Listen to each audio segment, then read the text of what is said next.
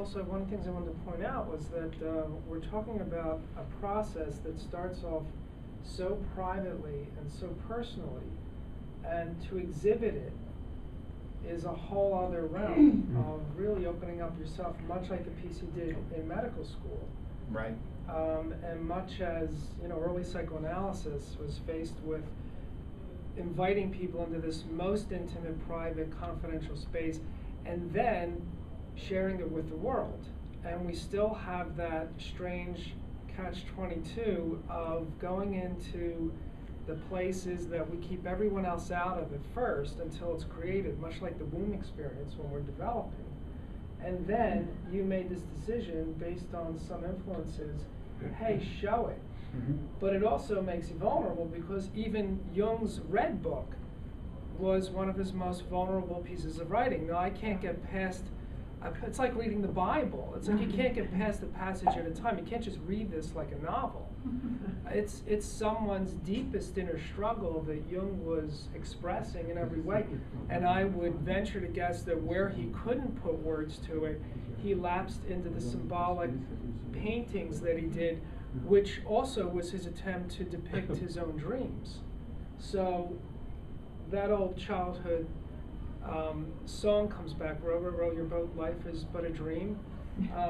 You look at these pieces and I think we're all sort of, are we awake or are we dreaming that we're awake? You know, this sense of moving in and out of this unconscious state that we often associate with darkness simply because of the night, but then darkness becomes associated with other things, scary things. We talked about both growing up watching Creature double feature on Saturdays. Well, you wonder why our parents said, why do you have nightmares? Well, the camera in a horror film takes you through these dark landscapes, which is what many of us grow up starting to grapple with. What is in the dark? What's in our minds? What's in our psyches? What's in our world? I just want to take up what you began talking about with the Jung book, the Red Book, because I'm friends with Steve Martin, who began the Philemon Project, who published the book. And he saw the book years ago. When he was a young psychiatrist, he and Maidenbaum went to Zurich, and the family showed them the book, Jung's Red Book, which they'd kept under wraps because, and this is what they said, is he crazy? You know, look at this stuff. So they didn't want that to be shown. And that was a long time ago. Now it's out in the open. So, I mean, it's a big thing for you to share it with us. Sure. And or to ordinary people even. To a bunch of analysts, too. When did you first decide to show? Could you take us through that process to show? Again, I guess it was, let me think, about 2003, 2004. I mean, before then, I actually had a watercolor at Katona Art Gallery when I was in high school. But I didn't push showing the work up until when I had a good friend of mine now, who was an artist herself, she's a photographer, and she saw the work and she really pushed me. She really said, no, you have to get it out there and really see what it's like. And I guess initially I wasn't seeing the merit in that. I said, yeah, do I have to, you know? I was a little reluctant to do so, and I don't think I felt uncomfortable necessarily putting it out there, but I wasn't at first seeing the need to, because creativity for me has always been, again, something that just, it's a process that just satisfies me. And when I'm there doing it, that's enough for me. I find fascination, I'm drawn into my own piece of work, and I love it. I don't know if that's even, it sounds autistic, but I really enjoy it so much, and there was such, you know, I guess that was enough. But I've seen this other side, get it out there, show it to people, and it's been amazing, the reactions and that you get from other people, the discussion and what it generates feels great. Yes. But this again started about 2003, 2004, when I actually put it in, which gallery? I think it was a Greenwich Art Gallery was the first place, and then Westport, and then Kent, and all throughout Connecticut. Rowayton, Connecticut was my first show there. I had 2 pieces in there. And when the show was over, I mean, the opening night and the wine and cheese and all, it was just an amazing experience talking with other artists and and psychotherapists in the area. It was great, and that kind of got the bug in me that I do want to get it out there now. It opened up a different side of it. How old were you that year, I wonder? Let's see. I was 35. You know, because it feels like a huge shift in your life, probably, around that time. In a sense, yeah. Again, the art was always there, Yes. but making it public was a huge shift for me. I guess I wasn't seeing it as a career. I think that has a lot to do with my upbringing. My father's an artist also, and he was involved in the art field for a while, but he totally left it and really went into business more for money. And other than my father and I, there really are no artists in my family that I'm sure I have relatives that I don't know that probably were creative. So it wasn't pushed. It wasn't really reinforced. And even though my father was an artist, again, there was always this concern in my family, well, you have to make money and make sure you're okay. You don't want to be a starting artist. You don't want to be on the street. So there's always that fear, there's always that anxiety, and there was always that pull for me. Should I go in that direction and not care about that? Should I live the bohemian life, or should I take the more Apollonian road? So I thought I could do it all, I guess. And taking the road for medical school took so long, it took so much out of me that the art did go on the back burner for a while. But there's this need now to keep it there, and I think eventually it's going to take over even more as I get older. That's the goal.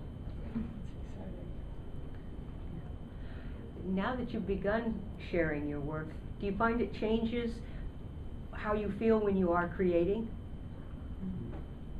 No. The process is still the same for me, I think, and it has to be.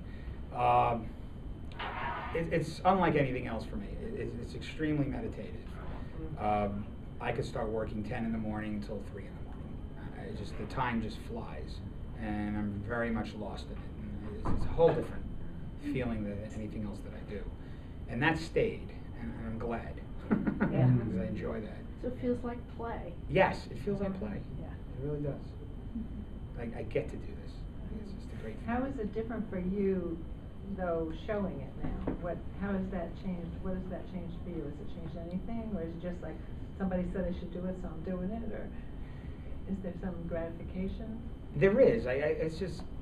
It's amazing, I guess, the reactions that I get and just the appreciation when people see the work and they like it. I guess I'm still like, wow, really? You really like it? You see something in it. So it makes me feel more connected about it, I guess. It's not so isolating, because it can be very isolating as an artist to work in quiet, and it is an isolating experience. So it makes it less isolating. It makes it more of a possible, maybe career, full-time thing down the road, which is what I'd like to be able to spend more time doing it if I can. So it opens that up. Is there a danger that people saying in the comments that you become more market-driven? I'm determined to not let that happen, because when I create a piece of work, I'm not thinking in terms at all of. No, I know that. I know. I'm just throwing it out. It could. I guess it could happen. But it's unlikely, I would say. I'm nowhere near that stage. Yeah. I guess if I were to go there, because it's hard for me to even sell them. I mean, I'm open to selling them. I sold one piece. It was really traumatic for me to let go of it. It felt like one of my children. And I had no idea what kind of price to put on it. Yeah, How much? of course. It's almost impossible for me to really decide that. So in terms of marketability, it's tough. It's still in the embryo stage, I guess. No, but the point is, a lot of artists, when they find something is received by the public, they do same old, but Right. they make money at it. Well, people have said to me, why don't you sell them and then just make another one? I couldn't possibly make the exact same structure again. I'd find it extremely boring, and there's just no way. And I couldn't produce it that way. So, but I see how that does happen. But not for you. I don't think so. No, neither will I. As you're making them, I was wondering, do you imagine yourself in them? Yeah, I do. I had one director of an art gallery, the last show in Chelsea, and he really wanted me to film them. do some moving film of going inside Yeah, them. that would be great. And I thought of creating my next piece where it is much more accessible, where you can have, you know, you can really go in there with a camera. Because I was always also interested in building these three-dimensional representation sculptures in special effects, movies and stuff like that. I have thought about that over the years. So I would like to do some film work with it. I've even thought of inside the structures having films playing, of maybe dramas acting out. Because one of my ideas, I told Rob about this, I have this piece of driftwood that's kind of tall and gnarled and weird, it looks very gothic. And on the top of it, I want to make an old Victorian house, weathered. And I want to play a film in there, probably a black and white type film of something going on, some scene going on, of probably some conflict in a family or something happening, to bring it to another dimension. Oh, sounds wonderful. You sounds like you would love to make film sets.